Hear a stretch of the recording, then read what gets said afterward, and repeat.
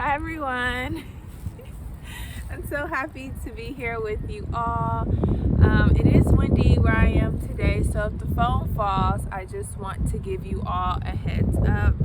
And the sun just came out, so I am super grateful and just, yeah. It's a bit cold and the sun is giving me life. It's giving. So yeah, I'm super excited. Just checking the time, making sure the video is recording, and yeah, let's jump right into chapter 3 of A Course in Love.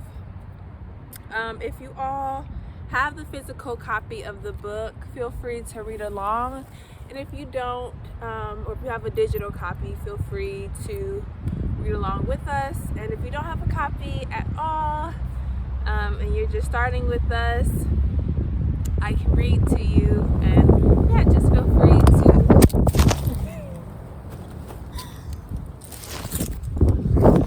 Okay, I'm gonna have to edit that out. But yeah, okay, the phone fell. Yeah, just feel free to read along with us. So let's begin. So I think we ended on chapter 3, verse 5.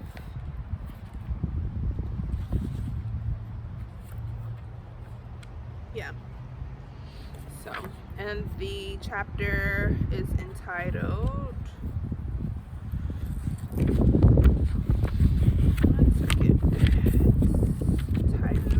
The First Lesson. Okay. So I'm going to start off on chapter 3, verse 5. Actually, I'll go back to 3.4. You are not form, nor is your real world. You seek the face of God in form as you seek for love in form. Both love and God are there, but they are not the form that your body eyes see. Just as these words you see upon this page are symbols only of meaning far beyond what the symbol can suggest, so too is everything and everyone around you. Those you see and those you only can imagine. To see the face of God, even in the form of Christ, is to seek for what is forever without form. To truly see is to begin to see the formless. To begin to see the formless is to begin and to understand what you see. All that you now see are but symbols of what is really there before you, in glory beyond your deepest imaginings. Yet you persist in wanting only what your eyes can see and hands can hold. You call these things real and all else unreal. You can close your eyes and believe that you are in the dark, but you will not believe that you are no longer real. Close your eyes on all that you have become accustomed to seeing, and you will see the light. Verse 6. In the light that comes only to eyes that no longer see, you will find the Christ who abides in you. And Jesus Christ, the Son of God, became the Son of Man. He walked the world with a face much like your own, a body with 2 legs and 2 arms, 10 fingers and 10 toes. And yet you know this was not Jesus, nor is this a picture of the Christ. Jesus gave a face to love, as you do here as well. But love did not attach itself to form and say, "This is what I am."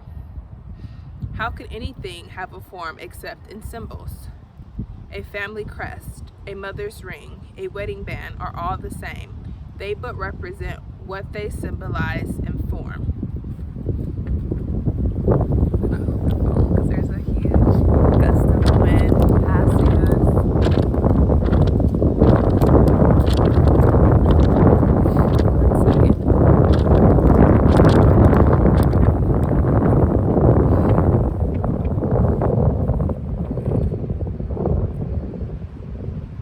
Okay, I think we might be okay. Wait, no, another one.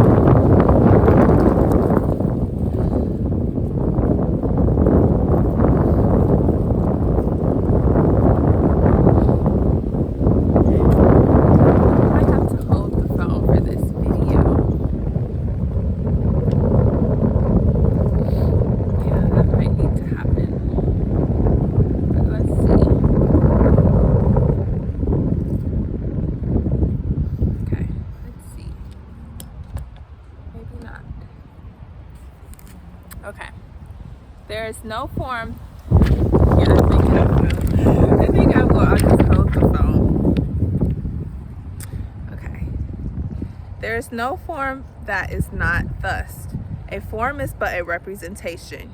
You see 1,000 forms a day with different names and different functions, and you think not that they are all the same. You place values on each one based on usefulness or pleasant appearances, on popularity or on reputation. Each one you place in a relationship to yourself, and so you do not even...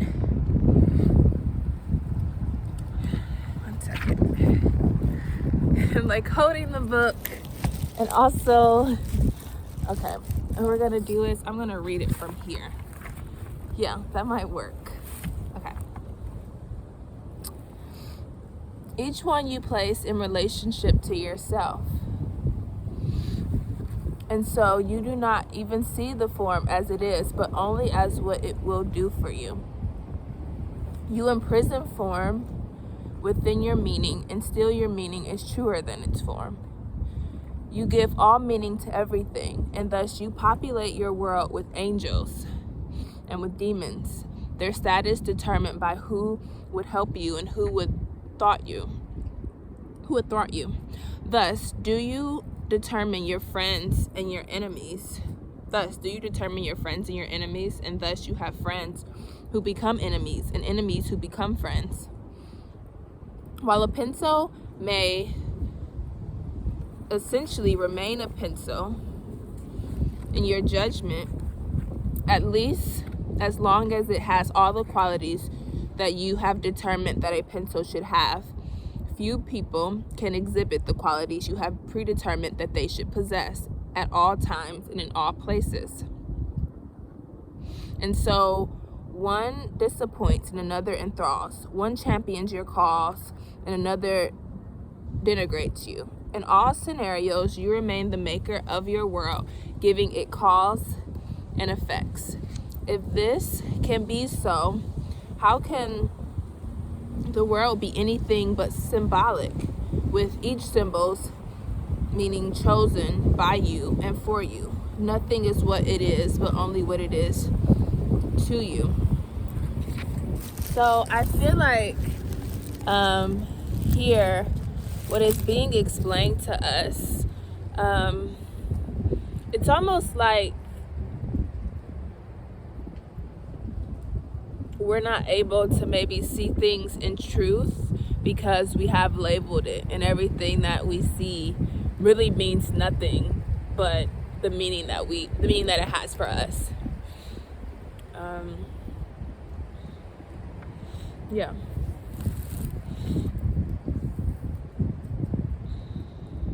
And almost, I also, what's coming up too is like in this separate state that we see ourselves in. It's like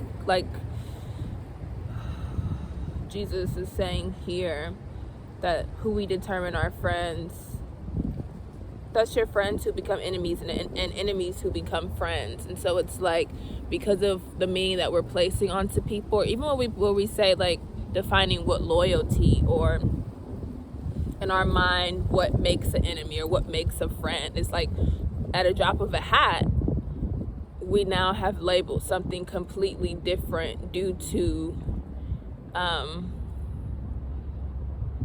what we have labeled as good and bad, or as right or wrong, or as this is serving me or this is not serving me, or this resonates or this doesn't resonate. So let's continue. Move over here. Okay, let's keep going. Into chapter 3, verse 8. Into this rank confusion is brought a simple statement: love is. Never changing, symbolizing only itself, how can it fail to be everything or to contain all meaning? No form can encompass it, for it encompasses all forms. Love is the light in which form disappears, and all that is seen as it is. You who are looking for help wonder now how this would help you. What is there left to say that has not been said? What are these words but symbols by my own admission? It's here.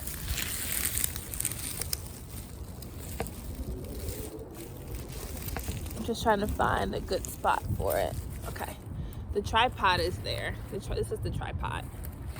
So I'm going to move a bit closer. Okay. Is it in, I'm going to start verse 9 over again. Sorry for the disruption in this video. You who are looking for help, wonder now how this would help you. What is there left to say that has not been said? What are these words but symbols by my own admission? It is in what they symbolize that help arrives. You do not need to believe in the words nor the potential of the exercises to change your life. For these words enter you as what they are, not the symbols that they represent. And an ideal of love is planted now in a garden rich with what will make it grow. Verse 10. Everything has birth an ideal, a thought, a conception. Everything that has been manifested in your world was first conceived within the mind. While you know this is true, you continue to believe you are the effect and not the cause. This is particularly due to your concept of the mind. When you conceive what you conceive it to be, it will be to you.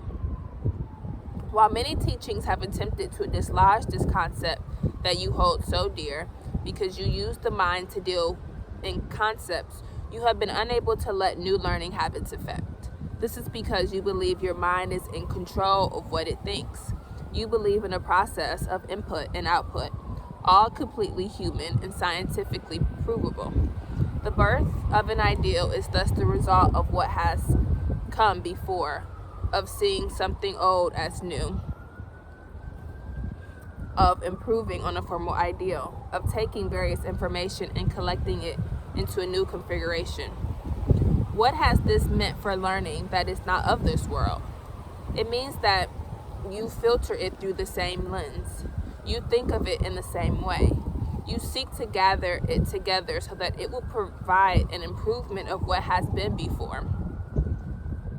You look for evidence that shows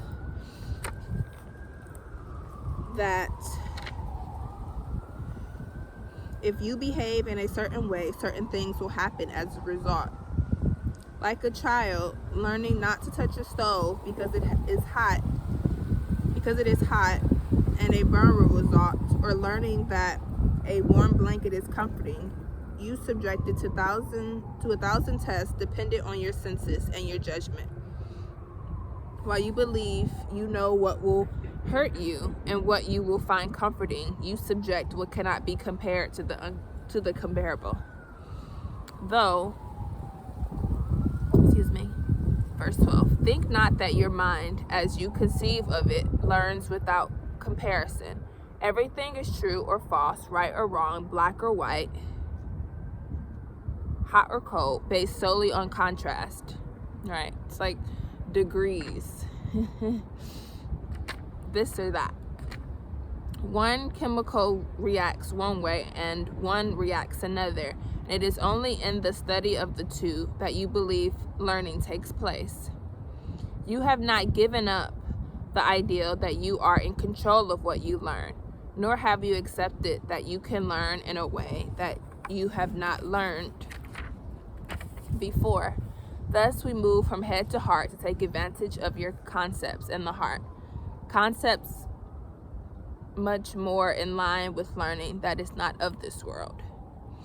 Verse 14.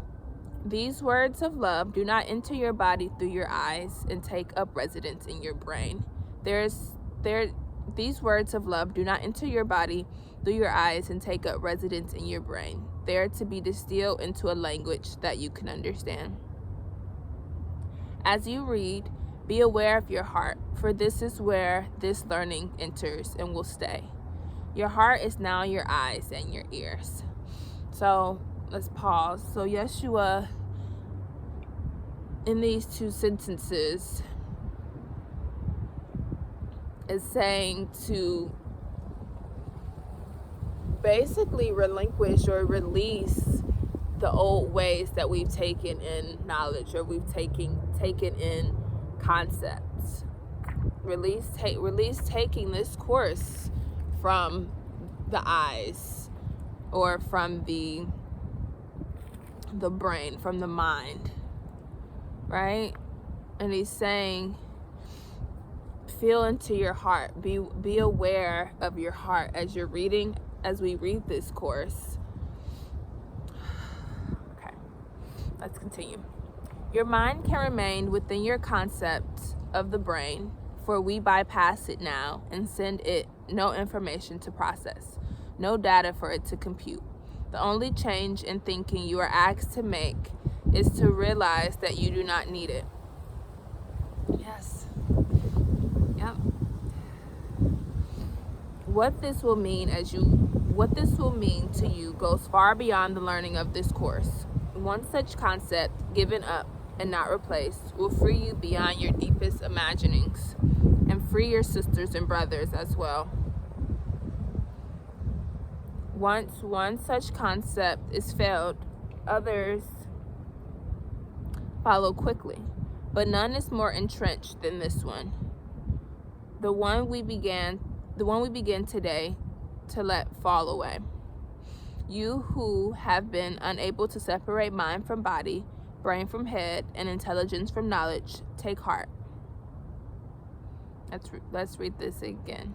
You who have been unable to separate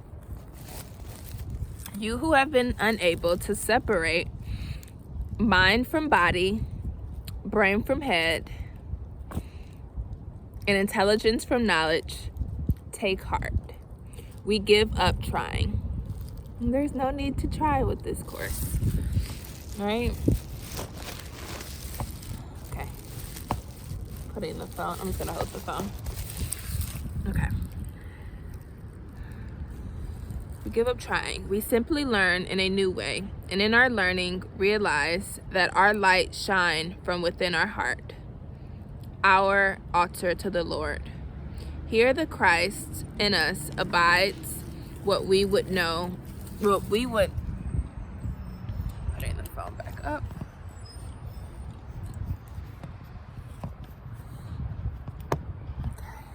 I'm just gonna hold it.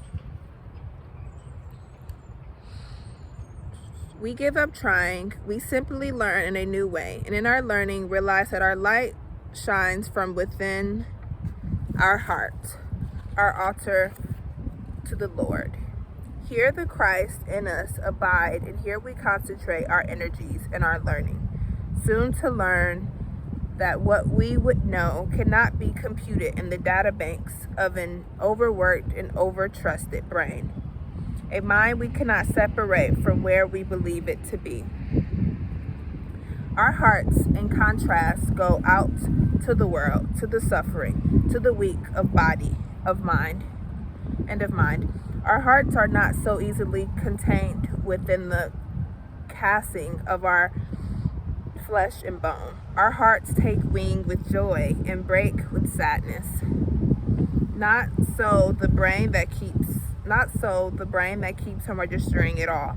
A silent observer, soon to tell you that the feelings of your heart were foolish indeed. It is in our hearts, it is to our hearts that we appeal for guidance, for there resides the one who truly guides. Okay, I'm going to stop here for today, and I will try to pick up again tomorrow. Thank you for listening. And if I can, I'll try to edit this video to take out the parts where like the phone is falling. But yeah, thanks for watching, and I'll see you tomorrow. Bye.